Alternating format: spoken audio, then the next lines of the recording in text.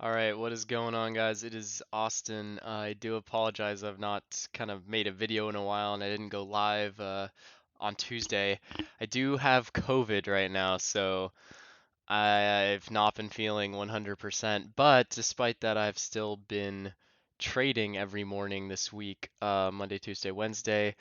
Um, so maybe you can hear it in my voice, but I'm not 100%, but I did want to make this video to discuss something that happened in the markets today that was pretty crazy. And we had two headlines come out, two reports come out that were both fake, one on Facebook and one on Beyond Meat.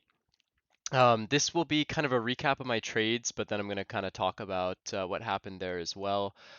So this is the chart of Beyond Meat, which this is criminal. This is so disgusting to see as a trader, and I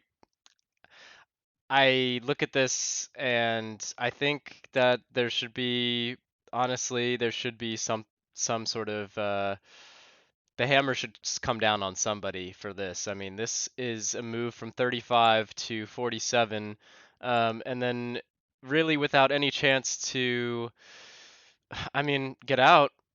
Excuse me. 46 down to 36, $10 drop. Halt's going down, and when you look at this, you just think, what are you gonna do? What are you gonna do? There's nothing to be done here, and you just lose. Once that news comes out, it was a fake story. There's nothing you can do. This just is gonna halt going down, and I mean, one sense of it is, that's the market. I mean, breaking news comes out all the time, and stocks move based off of that. But this is a little bit different because this news is simply that the news that caused this move is not right.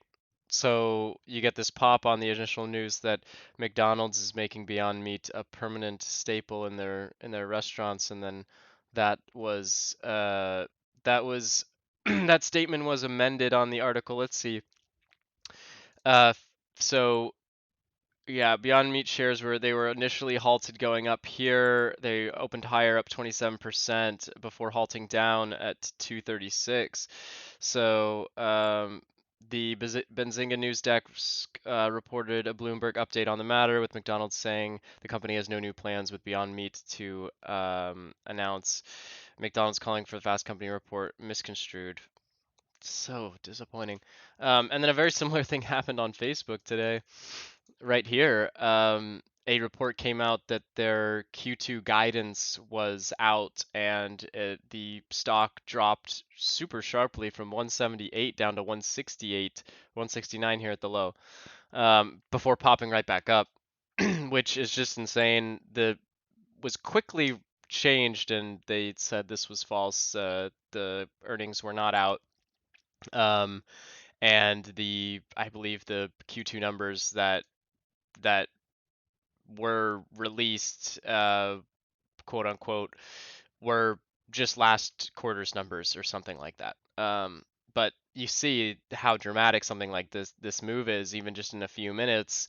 This one's probably not quite as bad as the Beyond Meat one, because that one had a bit more time for people to kind of start getting long and start adjusting to what's happening with this move to the upside before just coming right back down. Facebook, this one was only a few minutes, so there, you know, you could pretty much miss all this. It just was in the span of just a few minutes here. Um, but what's interesting about this Facebook move is I was actually in it. And you can see I got out for an average of 172.57. So I actually took advantage of this drop, and I was watching it obviously because I had a position in it. And well, actually, first I noticed the SPY starting to drop. I think I was watching NVIDIA because I was in NVIDIA at the same time. So I'm not sure I had Facebook pulled up, but I quickly realized what was going on here. And I saw this big drop and just decided to just use it. I don't know what I was like. I don't know what's going on here. Facebook seeing a big drop. I was not expecting it to just come all the way back up and actually be higher. It actually touched higher before this headline even came out. So very interesting move here. But I did just use this as an as a you know I just saw this drop and I was like, all right, I'm getting out on whatever this is. So that's what I ended up doing. And yeah, you can see my initial trade on this in the morning was just to short the pop. The market right now, I just watch the market every morning, and I'm really just looking for the short entry because I've been bearish on the market for the last couple weeks, and it has been coming down. I've had some swing positions short QQQ, well, long QQQ puts, so short QQQ. And I had a put on Facebook that I bought last week or the week before, I think. Um, that I just sold for over $1,000. It's now worth like over 1,200. Oh well, but you can see Netflix has been relatively weak, and I had a 200 put on this, and I just cashed out on that as well. Um, and then, so yeah, these were my trades on Facebook today. Just shorten the pops, guys. It's not, you know, not rocket science here, but I just watched the market diligently on the open, and it was getting this pop, and so I just shorted that, and we got this nice move down. I wasn't expecting quite this, move to actually new highs here, but just kind of a choppy day overall. And then I do expect us to continue to move lower. It might not be today or tomorrow, but I think we'll see new lows in QQQ pretty soon. Um, so yeah, nice trade here, and then I got a really nice exit here, average of 172.57. Definitely, I will take that little gift. But I mean, I just happened to be in that position, and I guess I got lucky there. But I'm sure there are people that got burned on that, and I totally understand that that's not cool. That's that fake news is can you know th I definitely can understand some arguments that people should maybe go to jail for stuff like that, extreme cases of that. I don't know, I'm not an expert, but I don't think that I don't think a healthy market should be full of false reports that make cause stocks to make false moves. Doesn't seem very fair. Um, excuse me. So these are my trades on Nvidia here. I took a loss on it straight away. I shorted the pop. I took this short, and this was kind of a FOMO short. I didn't want to miss a move lower on this. This was a really healthy first opening candle that took us from 186 to 189. This was not a good spot to get short. So I quickly got out of this because I realized that this was probably a mistake. And then it kind of chopped around and moved a little bit higher. Right here on this there's a big drop in the NASDAQ here. And this is really nice, this wick and then this big drop. And on this drop, I was looking to get short. I was set to 200 shares, and I actually was trying to sell, and I put limit orders to sell, and I was not getting filled. And then I was like, all right, whatever, I'll just let it go. And I knew I wanted to get short here because I felt very good that this looks like a really good short entry. Um, and we did get a sustained move to the downside, and I was like, dang it, man. I mean, this moved from I would have entered around 188.50. I had orders to let's see, canceled orders. So let's see if I can. Yeah, so right here, 200 shares. You see that? I canceled these orders, so that was right there at 10 o'clock. 200 shares. I tried it twice. So 188.49, 188.40. So you can see that right here, 188.49. I tried to get short right here, 10:02. Did not fill me, and I missed this move. Got short on the first pop, was up on this, did not take anything off, was looking for lower. Was actually my target on this was down here toward 181. We didn't get quite that low. Um, I added to the short here. You can see I was up on that again, didn't take profit, ripped me off here, and then I kind of got some out scattered over here before my other 100 shares ripped against me, and you can see I just kind of got out of these shares over the course of the day. I was doing other things, but had pretty small size on here in Nvidia and Facebook. I let those run a little bit longer into the afternoon.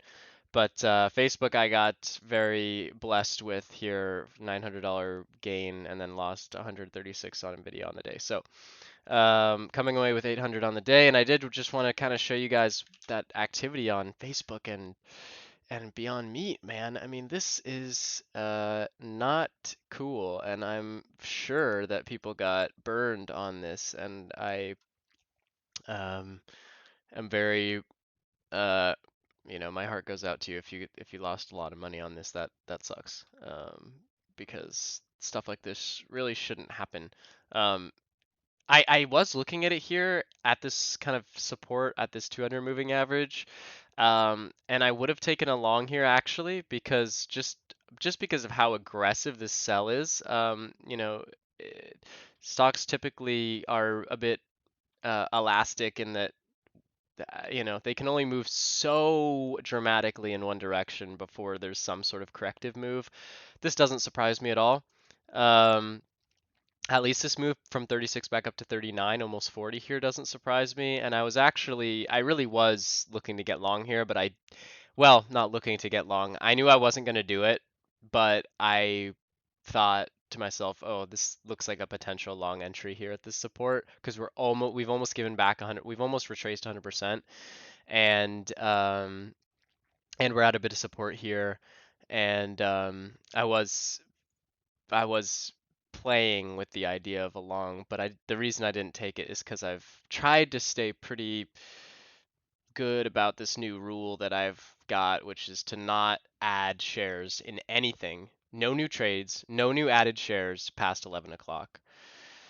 Now, that's been something that I've been trying to do consistently for almost all month, but I'm I regret to say that I've not done a good job with that. This week I have, but it's been tough for me, and I often do take positions past 11 o'clock, and I noticed that pretty much like 80-90% of the time recently. In the past, it's not been true, but over the last month, when I take trades past 11, I lose. I lose. So, okay, when I've got something as clear cut as that, it's like simple. Don't trade past 11 because when I trade before 11, I make money. But when I trade after 11, I lose. That's been a recent trend. That's been in the past I have made money in the afternoon, and identifying setups in the afternoon isn't super different from the morning. But look, when a fact like that is staring you in the face, like look, I am observing that when I trade past 11, I lose. All right, then what does that mean? Don't trade past 11, dude. Don't do it. Okay, so that's the reason I didn't do this, is because I thought, you know what? I'm up 800 on the day. Why should I buy a stock that's just dropped from 45 down to 36 in no time at all? Well, I actually did like the play for the bounce, but not worth it. It actually came back up to 42, and um, that would that's a very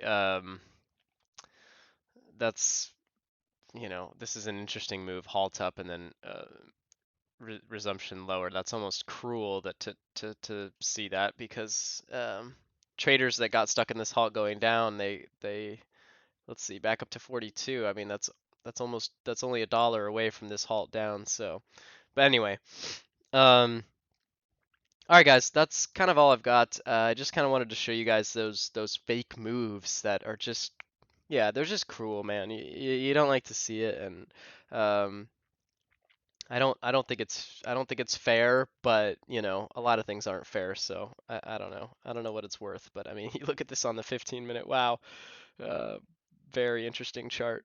Very interesting.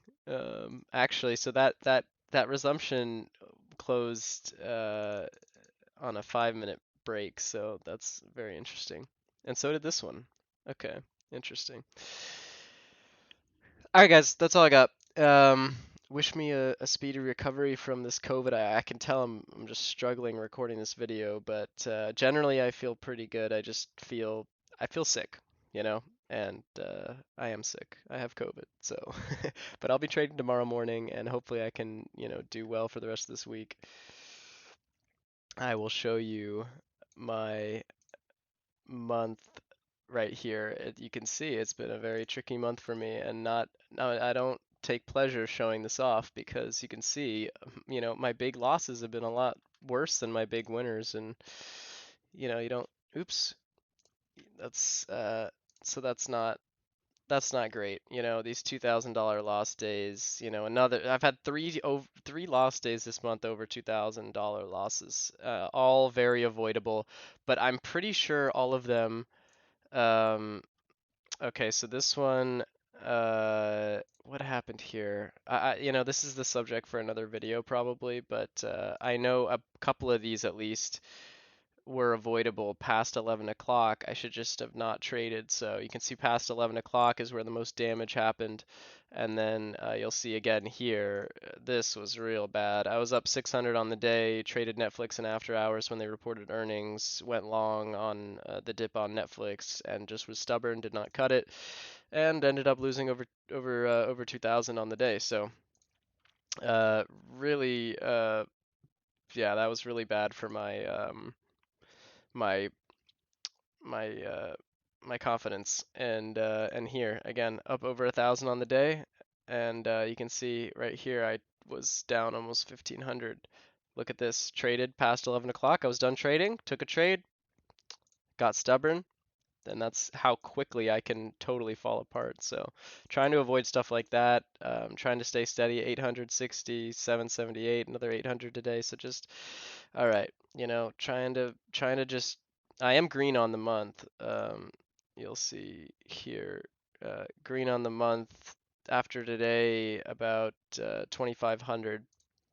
March was way better than April. I've just totally unraveled and, you know, whatever. So I'm looking forward to May to try to get back to where I was in March and just be more consistent. And April, I just went back to old habits. So April's been a historically bad month for me as well. So anyway, all right, that's all I got. So thank you guys for watching, and I will catch you in the next one. Hopefully, I won't be sick at that point, but please, guys, if this was helpful for you and you guys enjoyed this video, please do like and subscribe and wish me a speedy recovery. All right, that is it. Bye bye.